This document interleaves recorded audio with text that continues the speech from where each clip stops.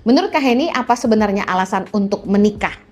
Pertama, karena cinta. Itu udah dasar yang paling kuat. Fondasi terkuat dalam hubungan pernikahan adalah kasih.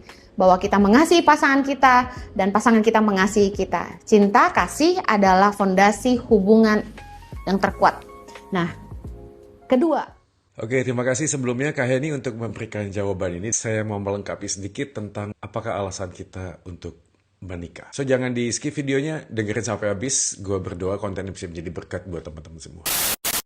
Cinta itu adalah sebuah kata yang sangat mudah untuk dikatakan, tapi sulit sekali untuk dideskripsikan. Bahkan dari sejak dahulu kala kita merenungkan apa itu cinta. Dan kalau kita ditanya apakah alasan kita untuk menikah, jawabannya adalah karena kita meresponi panggilan Tuhan. Karena pernikahan itu didesain oleh Tuhan, dan Tuhan sendiri yang menginisiasinya dengan sebuah misi tertentu yang khusus. Tapi kita juga harus sadar pada waktu Tuhan mendesain sebuah pernikahan, Kejadian pasal 3 itu menjelaskan bahwa manusia itu jatuh dalam dosa. Nah, ini jadi masalah karena pada waktu kita ngomong tentang sebuah pernikahan dan sudah jatuh dalam dosa, kita sulit sekali untuk memahami apa itu cinta. 1 Yohanes pasal 4 itu jelas, inilah kasih itu. Yaitu bukan kita yang mengasihi Allah, tetapi Allah yang sudah mengasihi kita dan mengutus memberi anaknya untuk menjadi pendamaian bagi kita. Jadi artinya adalah pada waktu kita ngomong tentang cinta, orang yang bisa mencintai dengan tulus dan sungguh-sungguh adalah orang yang sudah mengalami cintanya Tuhan. Kalau nggak mengalami cintanya Tuhan, ini jadi problemnya karena pernikahan itu selalu menjadi sebuah tempat untuk orang itu melukai orang yang dicintai atas nama cinta. Tahu nggak? Karena orang itu mencintai seseorang, akhirnya jadi posesif, jadi nggak jelas gitu loh. Kadang-kadang ada orang yang mencintai, tapi dia lupa bahwa orang itu bisa mencintai harus dengan cara yang berbeda. Nah, kadang-kadang karena kita egois, kita merasa kita mencintai seseorang, akhirnya atas nama cinta kita melukai hati seseorang. Nah, kita nggak bisa menemukan apa arti cinta itu kalau kita tidak menemukan dalam Yesus. Dan Alkitab mengatakan bahwa bukan kita yang mengasihi, tetapi Allah yang mengasihi kita lebih dahulu dan sudah memberi anaknya yang tunggal. Jadi pada waktu lu sudah mengalami cintanya Yesus,